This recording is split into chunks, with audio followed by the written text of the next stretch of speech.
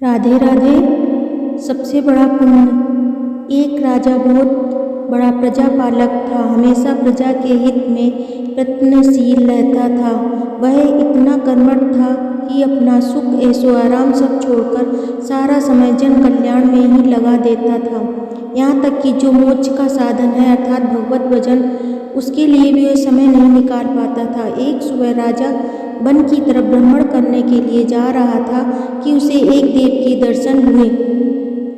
राजा ने देव को प्रणाम करते हुए उनका अभिनंदन किया और देव के हाथों में एक लंबी चौड़ी पुस्तक देखकर उनसे पूछा, महाराज आपके हाथ में यह क्या है? देव बोले, राजन यह हमारा बही खाता है जिसमें सभी भजन करने वालों के नाम हैं। राजा ने निराशा युक्त भाव से कहा, कृपया देखिए तो इस किताब में कहीं मेरा नाम भी है या नहीं। देव महाराज किताब का एक एक पृष्ठ उलटने लगे, परंतु राजा का नाम कहीं भी नजर नहीं आया। राजा ने देव को चिंतित देखकर कहा, महाराज आप चिंतित ना हो, आपके ढूंढने में कोई भी कमी नहीं है। वास्तव में ये मेरा दुर्भाग्य है कि मैं भजन कीर्तन के लिए समय नहीं निकाल पाता और इसलिए मेरा नाम यहाँ नहीं है। उस दिन राजा के मन में आत्मग्लानि सी उत्पन्न हुई, लेकिन इसके बावजूद उन्होंने इसे नजरअंदाज कर दिया और पुनः परोपकार की भावना लिए दूसरों की सेवा करने में लग गए। कुछ दिन बाद राजा फिर सुबह वन की तरफ टहलने के लिए निकले तो उन्हें वही देव महाराज के दर्शन हुए।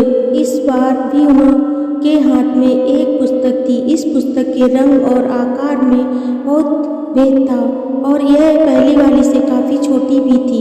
राजा ने फिर उन्हें प्रणाम करते हुए पूछा, महाराज आज कौन सा बही खाता आपने हाथों में लिया हुआ है? देव ने कहा, राजन आज के बही खाते में उन लोगों का नाम लिखा है जो ईश्वर को सबसे अधिक प्रिय है। राजा ने कहा, कितने भाग्यशाली होंगे वे लोग, निश्चित ही वे दिन रात भगवत भजन में लीन रहते होंगे। क्या इस पुस्तक में कोई मेरे राज्य का भी नागरिक है? देव महाराज ने वही खाता खोला और ये क्या, पहले पन्ने पर पहला नाम राजा का ही था। राजा ने आश्चर्यचकित होकर पूछा, महाराज मेरा नाम इसमें कैसे लिखा हुआ? मैं तो मंदिर भी कभी कभार ही जाता हूँ।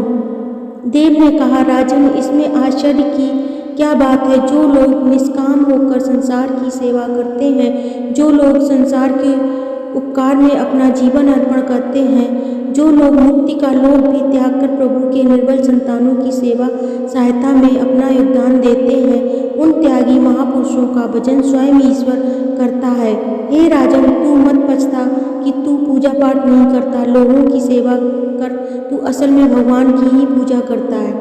परोपकार और निस्वार्थ लोक सेवा किसी भी उपासना से बढ़कर है।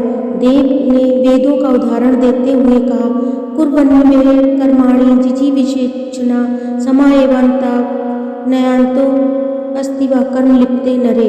अर्थात कर्म करते हुए 100 वर्ष जीने की इच्छा करो तो कर्म बंधन में लिप्त हो जाओगे। राजन भगवान दीन दयालु हैं, उन्हें कोई सामर्थ नहीं भाती बल्कि आचरण भाता है। सच्ची भक्ति तो यही है कि परोपकार करो, दीन दुखियों की हित साधन करो, अनाथ विधवा किसान व निर्धन आज अत्याचारी में सताए जाते हैं, इनकी यथाशक्ति सहायता और सेवा करो और यही परम भक्ति है।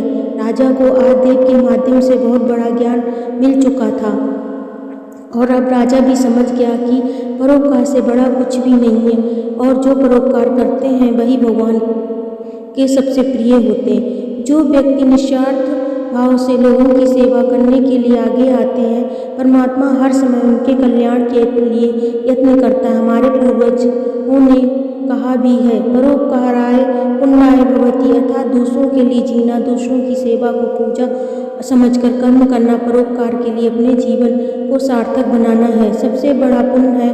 और जब आप भी ऐसा करेंगे तो स्वतः ही आप वह ईश्वर के प्रिय भक्तों में शामिल हो जाएंगे। धन्यवाद।